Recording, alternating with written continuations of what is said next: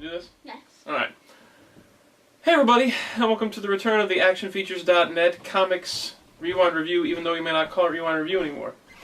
Right? Yeah. Because we were doing these before, and that's because there were no really good mainstream comics out there. The last thing we did, I was doing something modern. I was doing the Turtles comic. Yeah, that's true. And then you were doing some Robin series. Yeah, I did like that Robin trade paperback. But then this whole Marvel Now thing happened. Yes. Where Marvel has gone and they've... Start everything over. Well, it's not really starting it... Well, it's kind of starting it over, but it's not starting it over in the same way DC did their reboot. Right. Better. It's much better. DC, when they did their big reboot, New 52 event, they got rid of all the old continuity and kind of started over, which I was not a fan of, because I've read those books for years. Yeah, new origin type stuff. What was Batman? Different takes on characters. I think his is the same. They were saying they were keeping Batman and Green Lantern the same, but they really didn't, because you can't really change everybody else and not change Batman and Green Lantern in some way. So I didn't like their reboot, their New 52 thing, because of that, because it threw out all the old continuity, right? Right. But at the same time, it's really hard to get you into comics right now because there's so many storylines that have gone on, and the books really aren't that great right now, and it's been like all those things put together. But then Marvel decided to do this Marvel Now thing, where it's a bunch of new series, but they're not throwing out the old continuity. Right. They're just making good jumping on points. They're restarting. A lot of books are starting over with new number ones. Spider-Man isn't really. We're going to get to that because there's Superior Spider-Man in here. But they've started all these new books and they've made it easier to jump back in, which I think is great. Not alienating the old readers that have been there for a while, but making the books accessible to new people. Right. So we've been able to pick up these Marvel Now books, and we've been reading them over the last couple of weeks. I've checked out everything that had a new issue 1. I was like, oh, I'll give every book a chance. Did you get that, what was it that you forgot in the comics? Oh, I'm going to get it Wednesday. Okay. We'll get to that. We'll get to that. So I've been picking them all up. Blaze has been picking up a few of the books. You've been reading a few of them. Right. I'm still working on one that You're still working on it. We're going to do today, but we'll explain that when we get to that one. Okay. You keep jumping the gun on everything. You're beating me to the punch. So we've been reading all these books, right? And then there's the regular books that I pick up every month, along with or every week, along with that. But we thought it's time to bring this back, this comics review thing. And that way we'll do it. We're trying to do it every week, so we keep current with the books.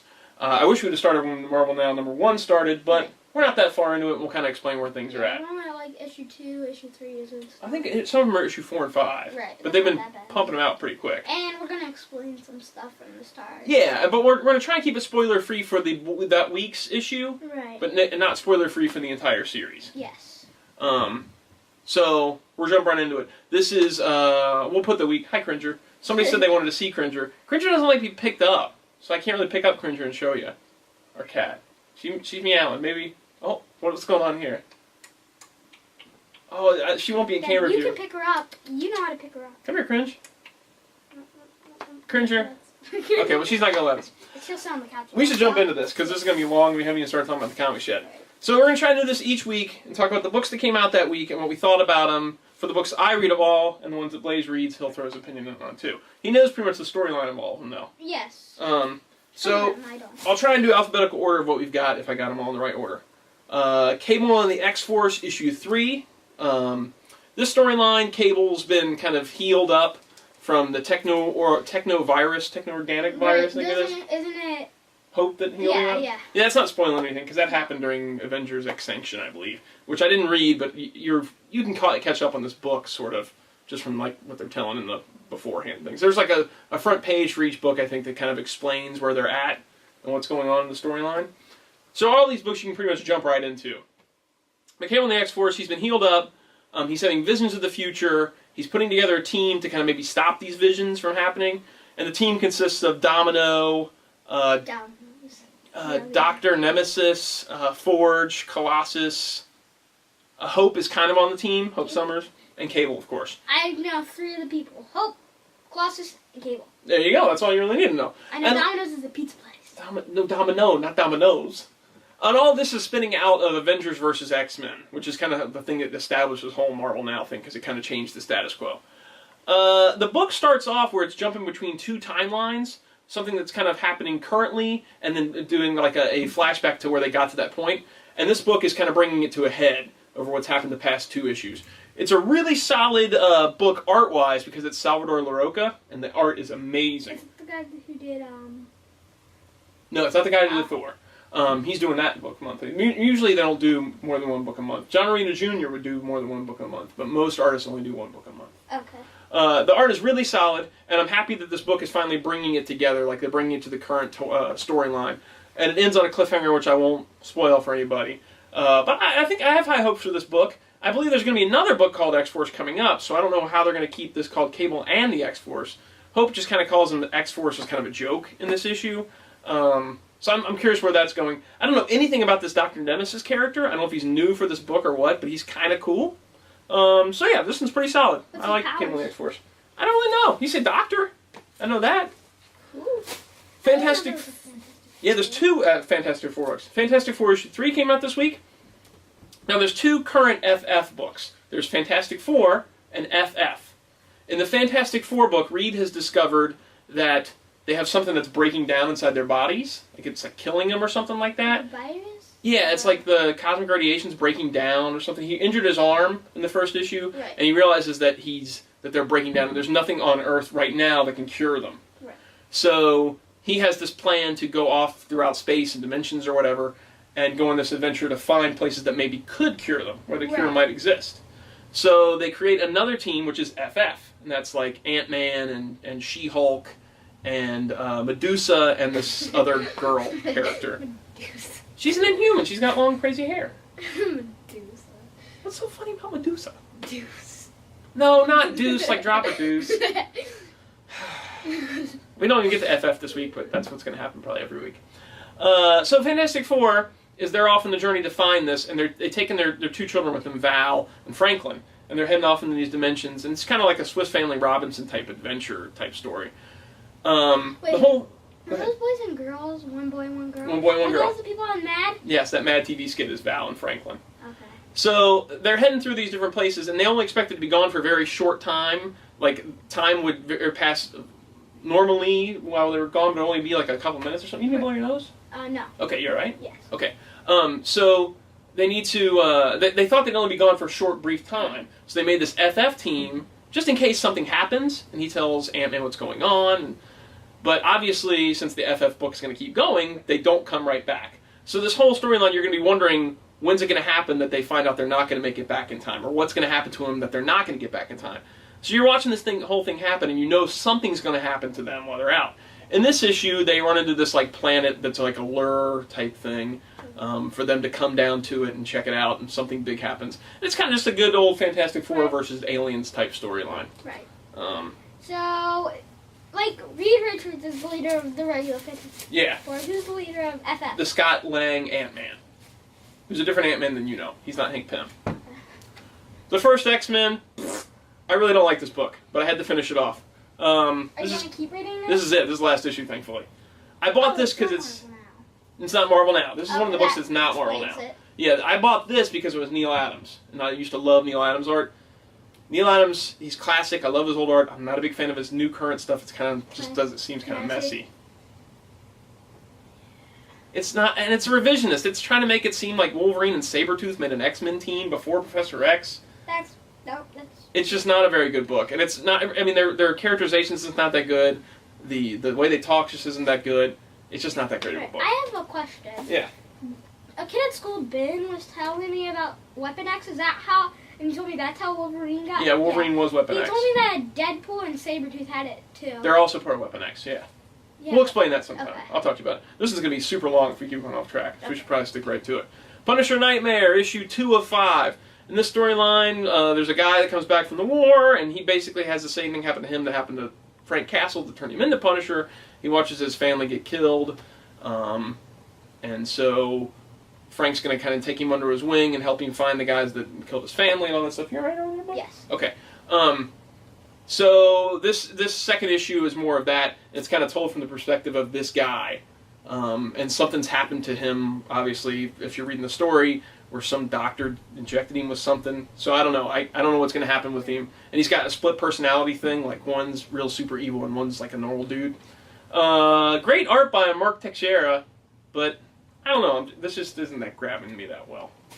So there's one Marvel Now that's not grabbing me that This well. is not Marvel Now either. This is just a regular Punisher book. But I figure if I'm picking up these other books, I'll check out everything. Right. That's a new series, I mean. Punisher Warzone, however, is a Punisher book that I'm kind of digging in that in the first issue, he had used Spider-Man's web shooters to take out some guy. And so Spidey goes to the Avengers and he says, we got to get rid of this Punisher. We got to take out Punisher. We've let him kind of hang out and kill people for too long. We got to do something about this. So, is that Marvel Now? It is not. But it started new just a couple months back, right when the Marvel Now stuff was going on. Okay. So I picked it up too. So the Avengers are going to basically go and take out Punisher. Wolverine gives him a warning in the first issue that they're coming after him because Wolverine doesn't really mind Punisher's tactics. The second issue, he took on Black Widow and figured out a way to get around her.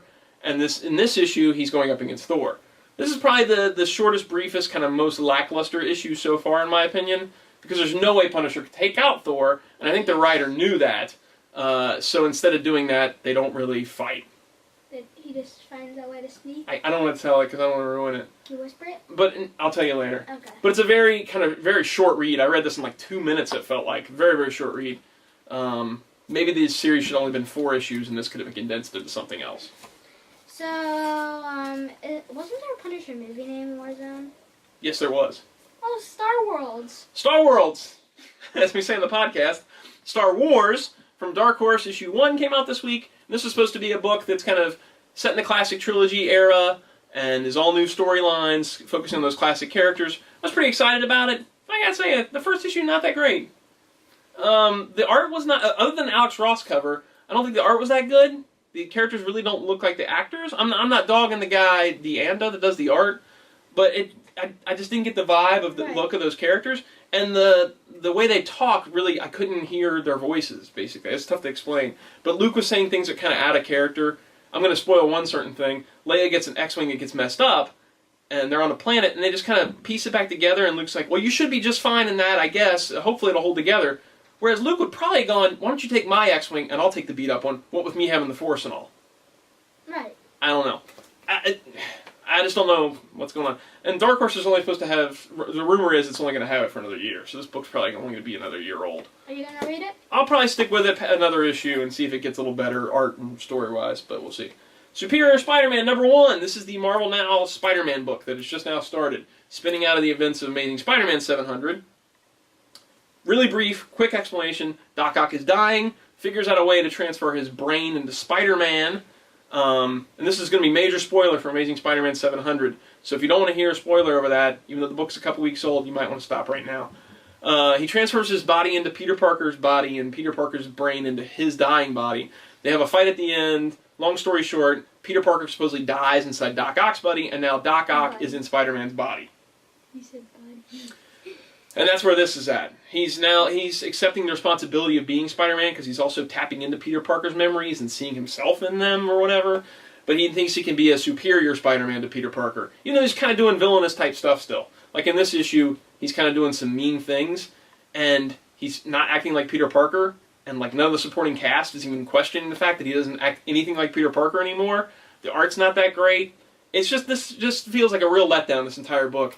Because here's your chance to make Spider-Man books accessible again, and the best thing you've got is Doc Ock caught inside Spider-Man's body. So he meant to go in Spider-Man's body? Oh yeah, because he was dying, so he wanted to take over Spider-Man's body so he could be Spider-Man then, and have all that power. That's evil for a villain. It's pretty evil. I think this is a book that they shouldn't have done this storyline for Marvel Now. Marvel Now should have been getting it back to basics and putting I mean, this could be an okay storyline for just a regular Spider-Man book, but Marvel Now should have put Peter Parker back as Spider-Man and maybe getting back to being just like a photographer of the Bugle and all those different things and get it back to a point where it's accessible again. Okay. So he's very disappointing like, in the storyline. What was the name of that Spider-Man cartoon that I've been watching lately? I think you're just watching Spider-Man. Spider-Man Limited? No, that one that you watched as a kid. Just Spider-Man. Just called Spider-Man. Well, so he's pretty much acting like that black Spider-Man when he first got the suit? No, it's even more, he acts real kind of full of himself and kind of has an ego and just kind of like, I'm this and I'm that, I'm super brilliant and all those different things. Right. But none of the supporting cast is even like questioning the fact that he's acting totally different. Right. So when Peter Parker becomes Spider-Man again and you know what's going to happen, I would go to all my friends and go, you couldn't tell that wasn't me? That was Doc Ock inside my body? Dude, Come on! He would be super hairy, I would think. Harry's not around anymore. He isn't? Yeah, I'll have to explain that some other time. And now on to the best Marvel Now book, in my opinion. We're at Thor issue 4. Thor is a great book. It's taking place across 3 eras in Thor's life, when he's kind of a young god, current day, and then old, where he's become like the king of Asgard, and he looks real cool with a fake arm and a eye patch.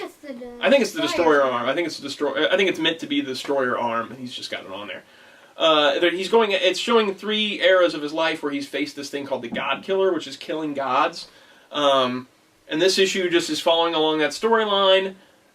We get to a point where, I don't want to ruin the last page for you, but it seems like we're finally going to find out what happened with the God Killer amongst all 3 eras pretty soon. The art by Esad Ribic is amazing. This art has great book, and you just started reading this book. Right. You know? What are you thinking of it so far? It's good. The art is the best art out of all. Art is amazing. Yeah, exactly. The art is the best out of all the Marvel Now books. Not my favorite comic, Captain America. You like Captain America the best. I like Captain America as well. We didn't get Captain America this week, but we'll have it next week. But I'm asking, is the God Killer that guy that Thor threatened to kill in the first issue? No. You have to keep going before you find out about the God Killer. Next up is Thunderbolts by Daniel Way and Steve Dillon. I love the art on this because I like Steve Dillon art, and I'm very intrigued by the team. Red Hulk's put together this team of kind of like the anti-heroes in the Marvel Universe with Deadpool and Punisher and the new Flash Thompson Venom, Elektra. I think that's it. I think I named everybody. Right. So he's got them all on a team, and they're going to do sort of the stuff that the government can't do, like he's going to right wrongs and things like that. Very interesting team, very cool dynamic.